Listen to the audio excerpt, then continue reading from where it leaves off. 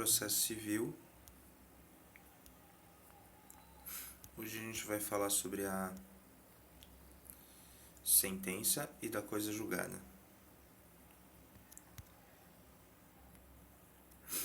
Artigo 485, a primeira das disposições gerais. O juiz não resolverá o mérito quando indeferir a petição inicial, quando o processo ficar parado durante 1 ano por negligência das partes, quando, por não promover os atos e as diligências que lhe incumbir, o autor abandonar a causa por mais de 30 dias. 4. Quando verificar a ausência de pressupostos de constituição e de desenvolvimento válido e regular do processo. 5. Quando reconhecer a existência de perempção, de litispendência ou de coisa julgada. 6. Ou de interesse processo, acolher a alegação de existência de convenção de arbitragem ou quando o juiz arbitral reconhecer a sua competência, tá? Então, ou seja, já existia uma convenção arbitral. Homologar a desistência da ação. Em caso de morte da parte, a ação for considerada intransmissível por disposição legal e nos demais casos previstos nesse código. Isso aqui tem que decorar, tá? Sempre que tem incisos assim, tem que decorar, não tem jeito. E aqui está falando da sentença que o juiz resolve, no caso, ele decide sem resolução de mérito, tá? Então, ou seja, o juiz ele não vai resolver o mérito. E nesses casos, quando ele indeferir a petição inicial, a sentença que indefere, ela é uma sentença sem resolução de mérito. Indeferiu a petição inicial, tá? Quando o processo ficar parado durante mais de 1 ano, por negligência das partes, o processo parou por mais de 1 ano, tá? Depois a gente vai ver que ele para por 30 dias, mas nesse caso é que o autor deixou de promover os atos e as diligências que lhe incumbiam, tá? E aí, ele deixando de promover os atos, ele simplesmente por 30 dias ele fica inerte, não faz nada. Tá? No outro caso, foi 1 ano, mas o processo parado. Tá? Verificar a ausência de pressupostos de constituição e de desenvolvimento válido e regular do processo. Não tem pressupostos de constituição e desenvolvimento válido e regular do processo. O que o juiz faz? Sentença sem resolução de mérito.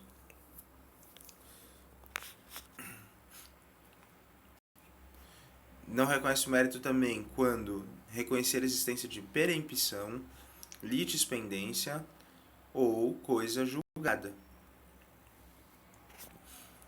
Perempção, litispendência, coisa julgada. Perempção, litispendência e coisa julgada, tá? Sentença sem resolução de mérito. Também, quando verificar a ausência de legitimidade ou de interesse processual, tá? É um dos requisitos processuais lá, né? A legitimidade e interesse processual. Não tem? Então já dá para ele definir lá, sentença, né? Sem resolver o mérito. Quando também ele acolher a alegação de existência de convenção de arbitragem ou quando o juiz arbitral reconhecer sua competência, tá? Arbitragem. Quando homologar a desistência da ação, tá? Desistência sem resolução de mérito. Em caso de morte da parte, a ação for considerada intransmissível por disposição legal. A parte morreu, teoricamente passaria para os herdeiros, só que se for um assunto intransmissível, se a ação for considerada intransmissível por lei, então não pode. Então, o juiz tem que extinguir essa ação sem resolução de mérito. Nos demais casos previstos nesse código, obviamente. Nas hipóteses descritas no inciso 2 e 3, que é o do abandono, a parte será intimada pessoalmente para suprir a falta no prazo de 5 dias. Então, assim, eles abandonaram, mas eles vão ser intimados ainda, vão ter uma chance, tá? Será intimada pessoalmente para suprir a falta no prazo de 5 dias. Olha só, fala pessoalmente. Tá? Pessoalmente é na pessoa da parte, né?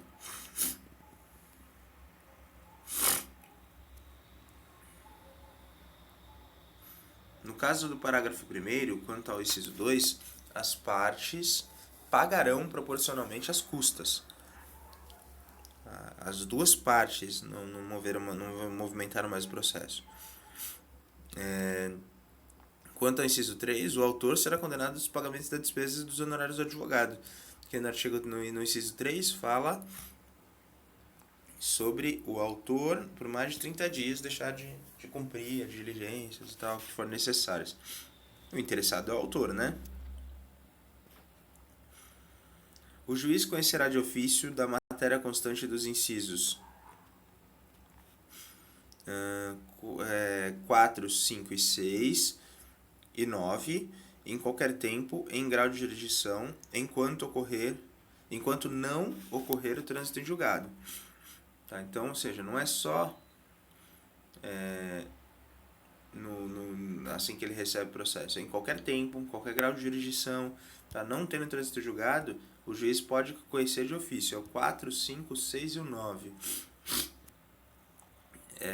Ausente de pressupostos, pela impressão de despendência de coisa julgada, ausência de legitimidade de interesse processual e no caso de morte, né? A qualquer tempo. Oferecida a contestação, o autor não poderá, sem o consentimento do réu, desistir da ação.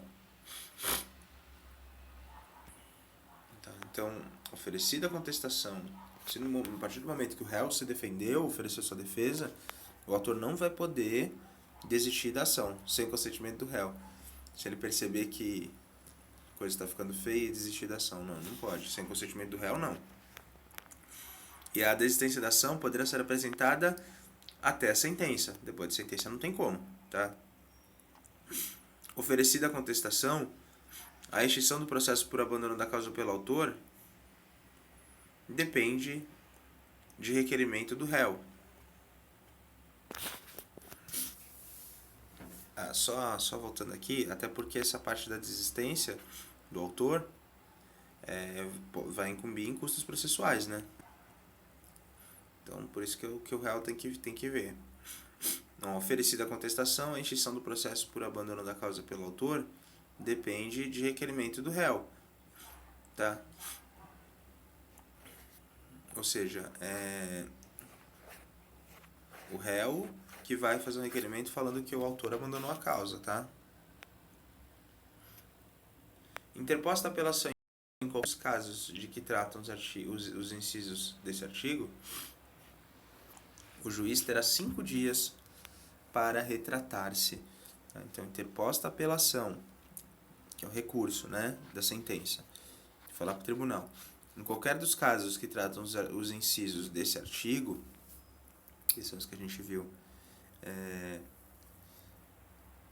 nesses casos da decisão sem a resolução de mérito,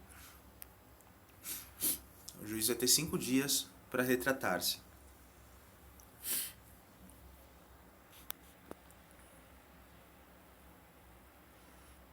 O pronunciamento judicial que não resolve o mérito não obsta que a parte proponha de novo a ação. O pronunciamento judicial que não resolve o mérito não obsta que a parte proponha de novo a ação. Tá? No caso de extinção em razão de pendência, nos casos dos incisos 1, 4, 6 e 7, a propositura da nova ação depende da correção do vício que levou à sentença, sem resolução do mérito. Então, no caso,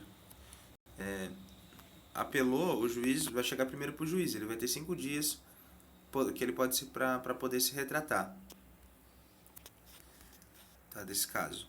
Aí,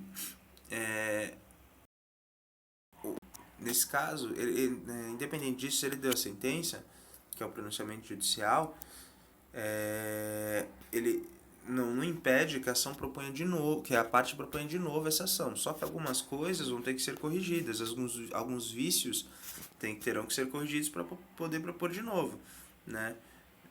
Petição inicial, por exemplo, tem que ser corrigido, senão não tem como, né? A petição inicial, todavia, não será despachada sem a prova do pagamento ou do depósito das custas e dos honorários de advogado. Tá? Petição inicial, todavia, não será despachada no caso de propor novação. Tá? Não pode despachar uma petição inicial numa ação igual, idêntica, tá? Aquela que foi resolvida sem resolução de mérito, foi decidida sem resolução de mérito, tá? Se não for provado que ele pagou tudo da outra ação, tá? Se a prova do pagamento é o depósito das custas da ação anterior e dos honorários de advogado. Se o autor der causa por 3 vezes, tá? A sentença fundada e abandono de causa, né? A sentença, o autor abandonou a causa, o juiz foi lá sem resolução de mérito. Sentenciou sem resolução de mérito. Foi de novo, entrou de novo. De novo aconteceu a mesma coisa. E pela terceira vez aconteceu a mesma coisa, tá? A sentença foi fundada em abandono, não poderá propor nova ação contra o réu com o mesmo objeto, ficando-lhe ressalvada, entretanto, a possibilidade de alegar em defesa o seu direito. Em defesa. Tá? Mas não pode mais propor nova ação contra o réu, com o mesmo objeto. Agora, já tratou das causas de não tem resolução de mérito, e eu vou olhar de novo lá, porque a gente tem que decorar isso daqui. Tá? Não inicial, o processo foi comparado por mais de um ano de abandono por negligência das partes. O autor, por 30 dias, não promoveu nenhum ato de diligência, abandonou o processo. Ausência de pressupostos de constituição e desenvolvimento válido, irregular, tem percepção, litispendência, coisa julgada, ausência de legitimidade ou de interesse processual, tem arbitragem, tá? Homologou desistência, a desistência da ação, desistiu da ação, não tem resolução de mérito, e caso de morte da parte que não pode se transferir para os herdeiros, tá? Haverá resolução de mérito quando o juiz... Não, aqui são três incisos, umas alíneas, mas mesmo assim é mais fácil. Então agora é com resolução de mérito, tá? Haverá resolução de mérito quando o juiz acolher ou rejeitar, tá? Os dois, o pedido formulado na ação ou na reconvenção, tá bom? O juiz acolhe ou rejeita o pedido. Deu a sentença, tá bom? Acolhendo ou rejeitando o pedido formulado na ação ou na reconvenção. É a sentença comum, né? O processo foi até o final, ele avaliou o pedido e julgou. Decidir quando vai ter resolução de mérito quando o juiz decidir de ofício ou a requerimento sobre a ocorrência de decadência ou prescrição. O autor ele até tem o direito, mas ele não pode mais pedir aquilo porque prescreveu. O que a gente fala muito de caducou o direito, né? Passou 5 anos, tal. Mas isso aí é uma outra questão. A gente não precisa nem saber o que é prescrição e decadência, tá? Só basta decorar isso, que prescrição e decadência, resolução de mérito, tá bom? E a terceira hipótese é quando o juiz homologar o reconhecimento da procedência do pedido formulado na ação ou na reconvenção. quando ele homologar a transação, tá? E quando ele homologar a renúncia à pretensão formulada na ação ou na reconvenção. O autor renunciou. E renúncia não é desistência. Desistência é causa de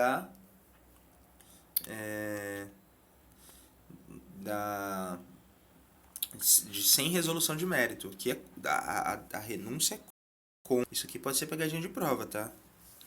Ele homologou a renúncia. Renunciar ao direito é diferente de desistir da ação. Ele renunciou à pretensão formulada na ação, tá? Desistir da ação, ele pode ainda entrar com a ação futuramente. Agora, quando ele renuncia ao direito, ele diz, não, realmente eu não tenho direito a isso. Então, ou seja, existe um mérito, o mérito do juiz ou julgado. Se ele mesmo diz que não tem direito, então obviamente ele não tem direito. Entendeu? Então, no caso, ele não vai poder entrar com uma nova ação pedindo de novo aquele direito, porque ele já renunciou. Entendeu? Diferente da desistência. O acordo, né? É tudo homologado, transação aqui. Então, ó, tá? São 3. Acolher o pedido ou rejeitar o pedido formulado na ação ou na reconvenção. Decadência e prescrição. E a homologação, né, da procedência, reconhecimento da procedência do pedido, da transação e da renúncia. Tem que decorar isso aqui. Parágrafo único. Ressalvada a hipótese do parágrafo 2, a prescrição e decadência não serão reconhecidas sem que antes seja dada às partes oportunidade de manifestar-se. As partes têm que se manifestar.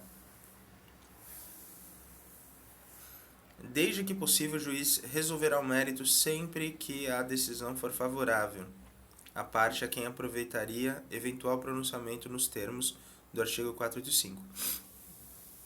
Então, desde que possível, tá?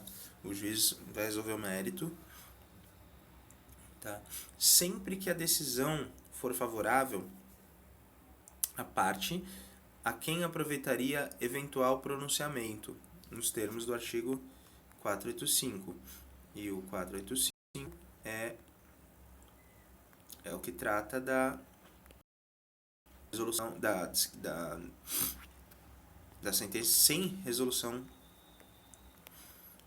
de mérito. Então, vou ler de novo o artigo. Desde que possível, o juiz resolverá o mérito sempre que a decisão for favorável à parte a quem aproveitaria eventual pronunciamento nos termos do artigo 485. Dos elementos e efeitos da sentença. São elementos essenciais da sentença. Vamos tratar dos elementos da sentença. São 3. O relatório, os fundamentos e o dispositivo. Tá? Imagina no mesmo papel. É igual a uma redação. Tem que ter introdução, né? Desenvolvimento, conclusão. É a mesma coisa. O relatório é a introdução, né? Nela vai conter as partes, nome das partes, identificação do caso, com a suma do pedido e da contestação, o registro das principais ocorrências havidas no andamento do processo. Tá? Ele vai fazer um resumo de todo o processo. O nome das partes tem que conter, tá? Nesse resumo. Aí ele vai falar depois sobre os fundamentos, que seria o nosso desenvolvimento, né? Os fundamentos em que o juiz analisará as questões de fato e de direito. Ele vai comparar, olha, aconteceu isso e a lei diz isso, tá? Então, ou seja, é onde vai ser visto exatamente o juiz da onde que ele tá decidindo.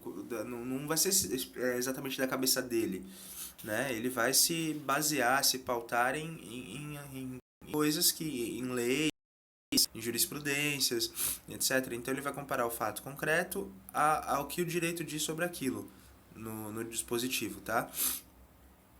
Desculpa, nos fundamentos. Tá? Lá no relatório, poxa, por que é necessário descrever tudo de novo que aconteceu, fazer o resumo. Só é para que a parte entenda que o juiz apreciou realmente o processo, ele tem conhecimento do que ele está julgando, tá?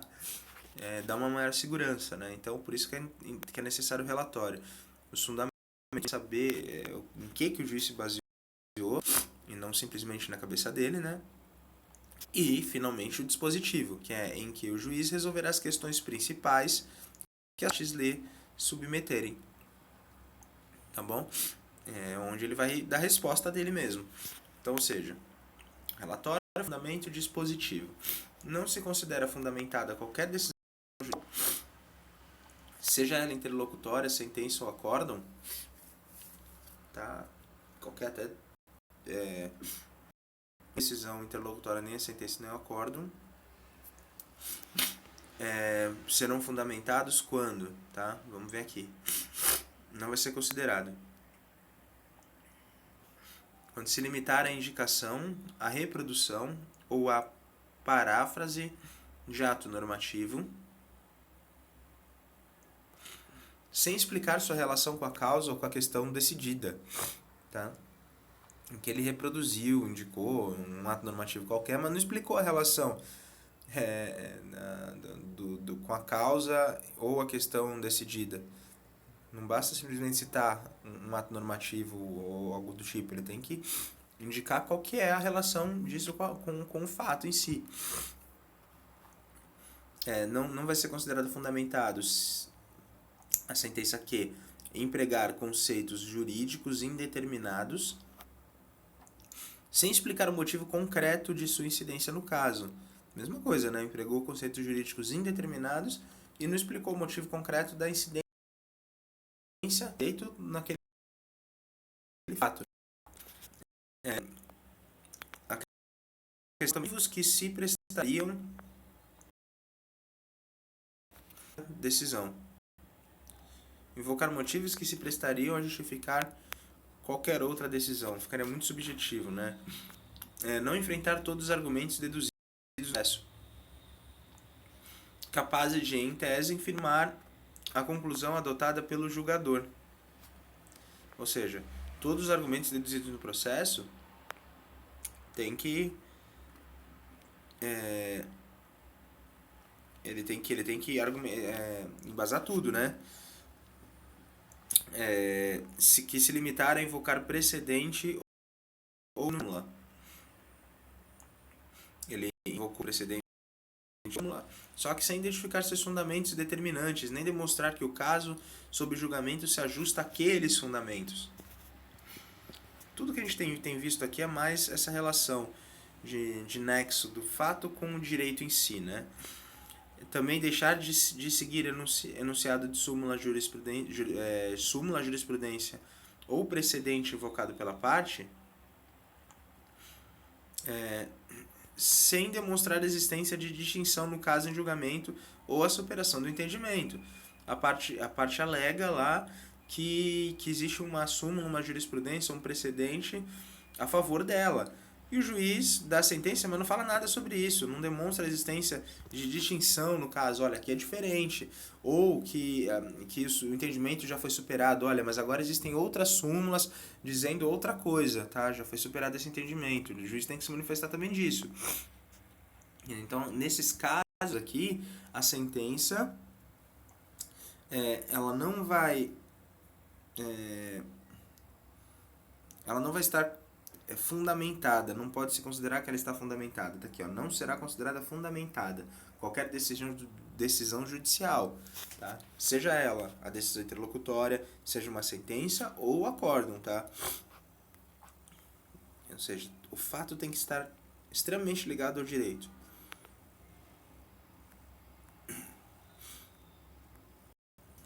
No caso de divisão entre normas, o juiz deve justificar o objeto e os critérios gerais da ponderação efetuada, enunciando as razões que autorizam a interferência na norma afastada e as premissas fáticas que fundamentam a conclusão. Tá? Nesse caso, existiu a colisão de normas. E o juiz vai ter que justificar, nesse caso, o objeto e os critérios gerais da ponderação efetuada. Por que ele escolheu uma e não a outra? Enunciando as razões que autorizam a interferência na norma afastada, tá? E as premissas fáticas que fundamentam a conclusão. Ele tem que explicar. A decisão judicial deve ser interpretada a partir da conjugação de todos os seus elementos, em conformidade com o princípio da boa-fé.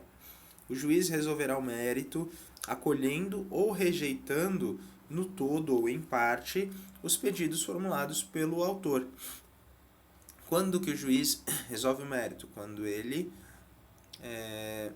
acolhe, tá? Ele vai acolher, além daquilo que a gente falou, né? No caso, uma das hipóteses era ele acolher ou rejeitar, tanto faz se no todo ou parte do que o autor pediu, mas os pedidos formulados pelas partes, não só o autor como o réu também, né?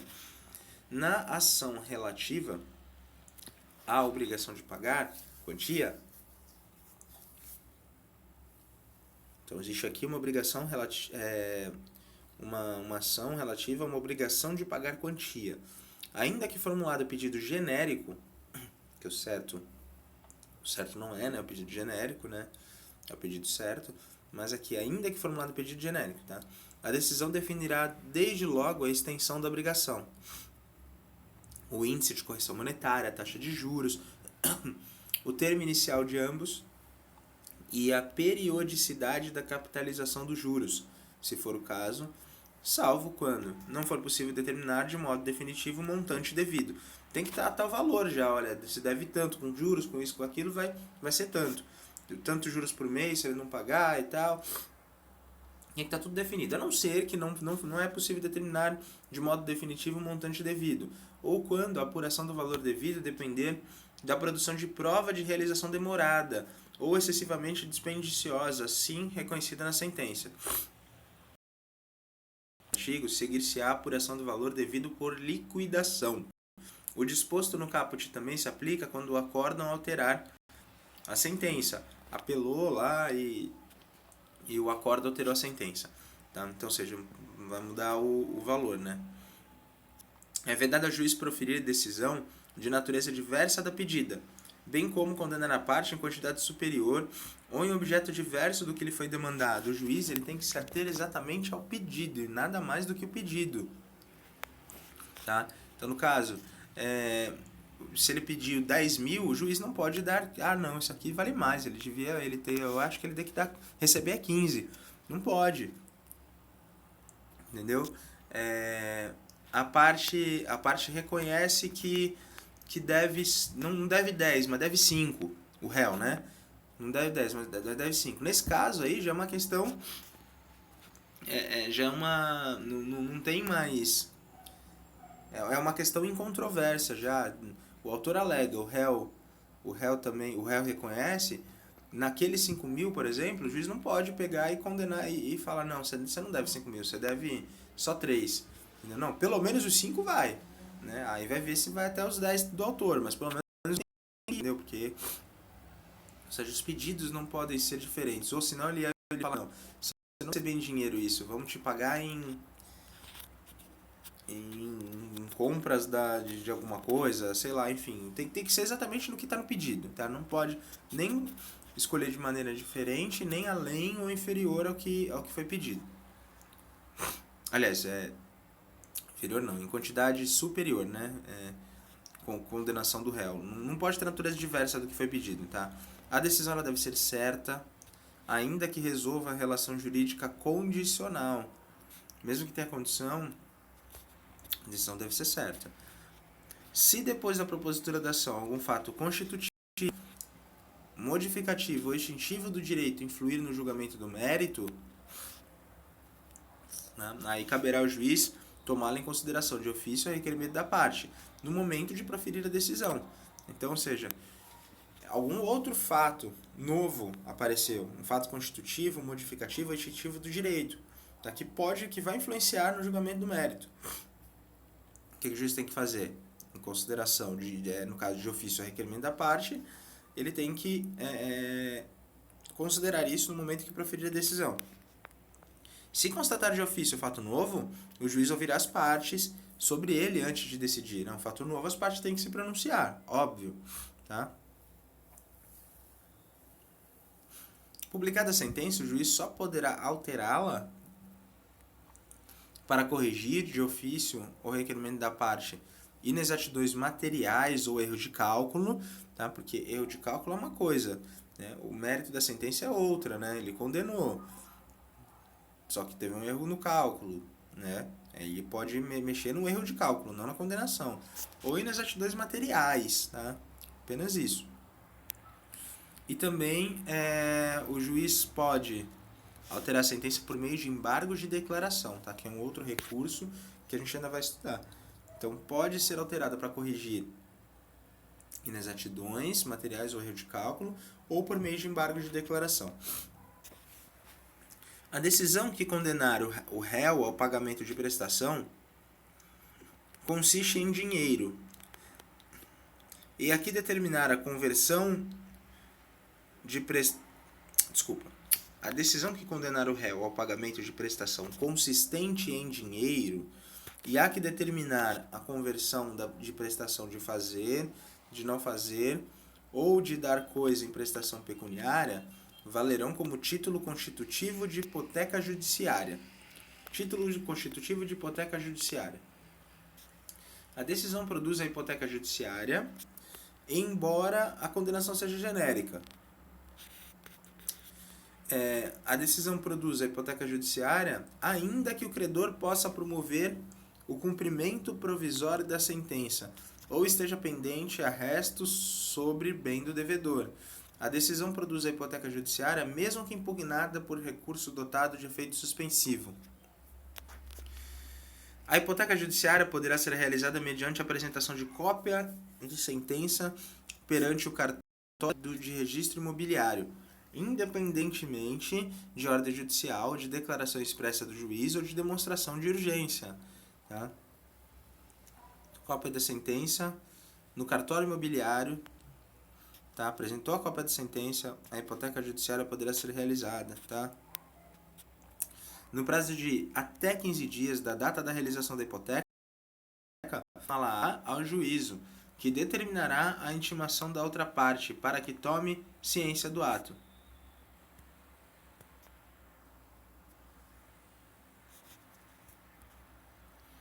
A hipoteca judiciária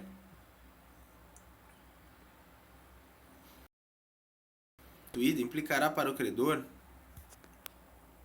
hipotecário o direito de preferência quanto ao pagamento em relação a outros credores, observada a prioridade no registro. Tá? Então, ou seja, vai hipotecar o bem, só que ele já tem o título judiciário, né? Então ele tem prioridade em relação a outros credores que porventura eventualmente apareçam. Tá? Sobrevindo a reforma ou invalidação da decisão que impôs o pagamento de quantia, a parte responderá, independentemente de culpa, pelos danos que a outra parte tiver sofrido em razão da constituição da garantia, devendo o valor da indenização ser liquidado e executado nos próprios autos, tá? Ou seja, aqui que é o perigoso, né? Teve reforma daquilo, foi reformada aquela sentença, teve invalidação da decisão, tá? Que impôs o pagamento de quantia. Então, nesse caso, a parte responderá pelos danos que a outra parte tiver sofrido em razão da constituição da garantia. Tá bom? O bem foi hipotecado e de repente se reformou. Aí, meu querido, você vai ter que pagar indenização.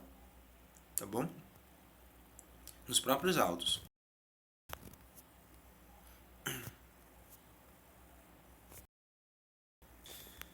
Vamos acabar aqui.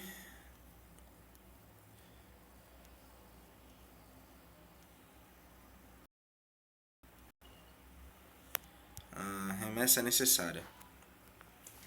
Está sujeita ao duplo grau de jurisdição, não produzindo efeito, senão depois de confirmada pelo tribunal, a sentença proferida contra a União, os Estados, Distrito Federais e municípios e suas respectivas autarquias e fundações de direito público. Tá? Então eu estou falando o quê? Que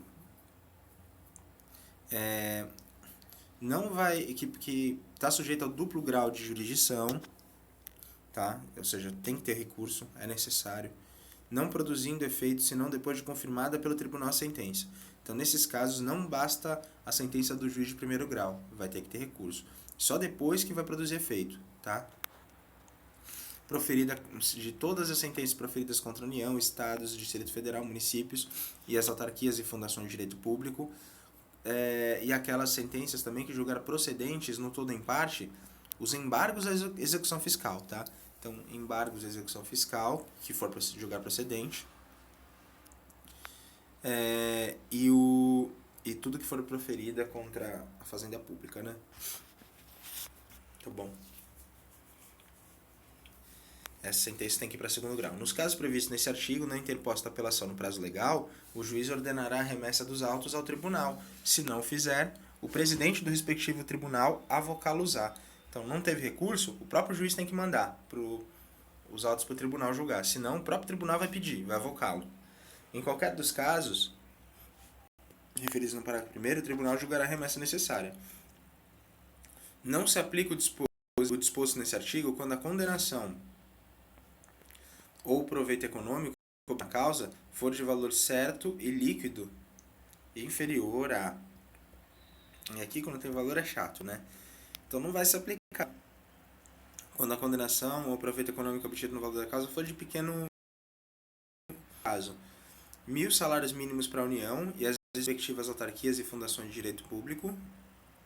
E nesse caso, não vai ter necessidade, né, de subir para o tribunal. 1.000 salários mínimos para a União e as respectivas autarquias e fundações de direito público.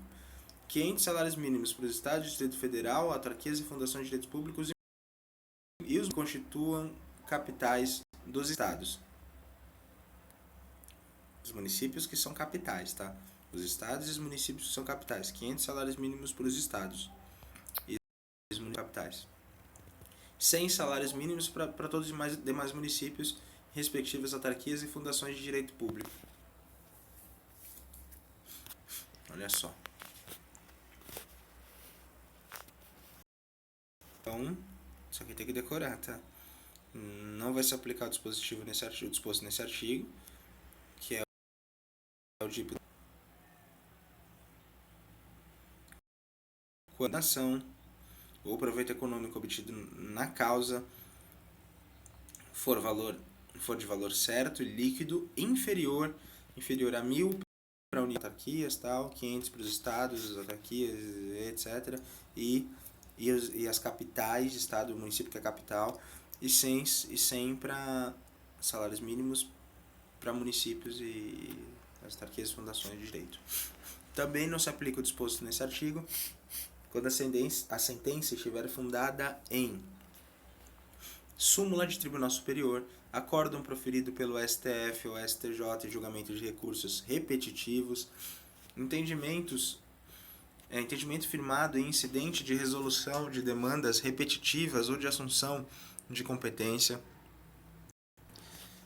entendimento coincidente com orientação vinculante firmada no âmbito administrativo do próprio ente público, consolidada em manifestação, parecer ou súmula administrativa. Então, nesses casos, para que vai se mandar para o tribunal, né? Se já tem súmula, se já tem... São casos idênticos, sabe? Então, não precisa ter esse cuidado. Do julgamento das ações relativas às prestações de fazer entregar coisa. Tá? Então, aqui, no caso, o julgamento foi relativo à prestação de fazer, não fazer e entregar coisa. Na ação que tenha por objeto a prestação de fazer ou de não fazer, o juiz, se procedente o pedido, concederá tutela específica ou determinará providências que assegurem a obtenção da tutela, pelo resultado prático. Para a concessão da tutela específica destinada à prática, a reiteração ou a continuação de um ilícito ou a sua remoção é irrelevante a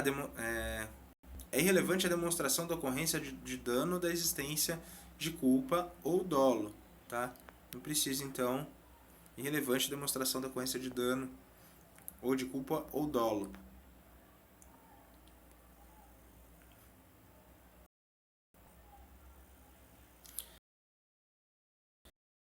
Coisa, o juiz, ao considerar a tutela específica, fixará o prazo para o cumprimento da obrigação. Tá? Vai ter que ter um prazo para conceder aí para o pagamento para o cumprimento, né, dessa obrigação, que é a de entregar coisa. Tratando-se de entregar coisa, determinado pelo gênero e pela quantidade, o autor individualizá-la na petição inicial, se lhe couber a escolha, ou se a escolha couber ao réu, este a entregará individualizada no prazo fixado pelo juiz. A obrigação somente será convertida em perdas e danos se o autor ou se impossível a tutela específica ou obtenção de tutela pelo resultado prático equivalente. A indenização por perdas e danos dar-se-á sem prejuízo da multa fixada ao cumprimento específico da obrigação. Ou seja, tem multa também. Multa fixada periodicamente pelo não cumprimento. Tá? Na ação que tenha por objeto a emissão de declaração de vontade, a sentença que julgar procedente o pedido, uma vez transitada em julgado, produzirá todos os efeitos da declaração não emitida. E agora a coisa julgada. Artigo 502. Denomina-se coisa julgada material a autoridade que torna imutável e indiscutível a decisão de mérito não mais sujeita a recurso. Acabou recurso. Transitou em julgado, tá? Coisa julgada. A decisão que julgar total ou parcialmente o mérito tem força de lei nos limites das questões, da questão principal expressamente decidida. Então, aquilo que for julgado, total ou parcialmente, o mérito, no caso, ele vai ter força de lei, tá? Nos limites da questão principal expressamente decidida. Isso aí vai aplicar-se à resolução de questão prejudicial decidida expressa e incidentalmente no processo se dessa resolução depender o julgamento do mérito. 2. A seu respeito tiver havido contraditório prévio e efetivo, não se aplicando no caso revelia. 3. O juiz tiver competência em razão da matéria e da pessoa para resolvê-la como questão principal. Então vamos lá. Tá?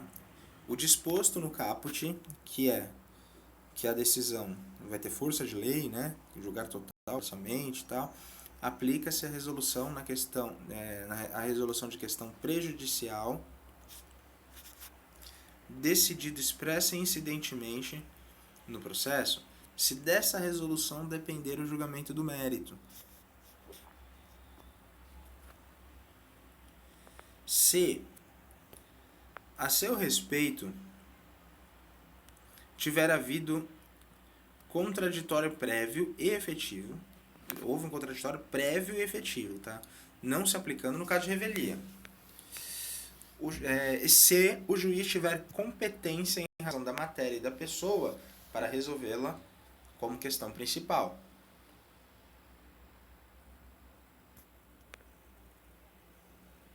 Então, nesse caso, resolução de questão prejudicial, de um incidente, no meio do processo, tá?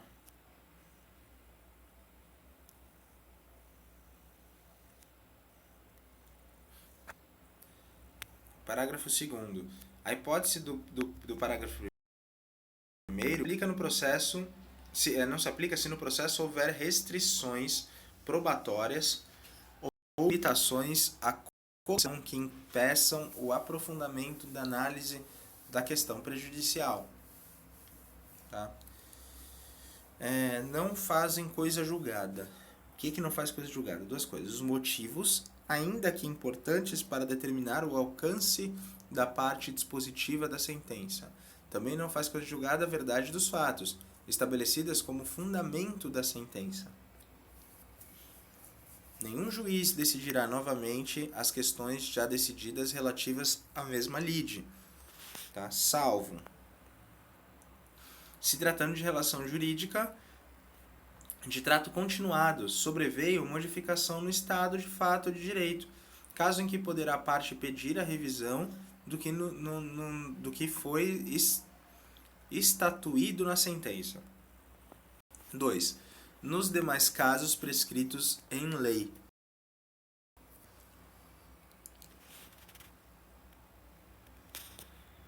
(506) A sentença faz coisa julgada às partes entre as quais é dada, não prejudicando terceiros. 507. É vedado à parte discutir no curso do processo as questões já decididas, a cujo respeito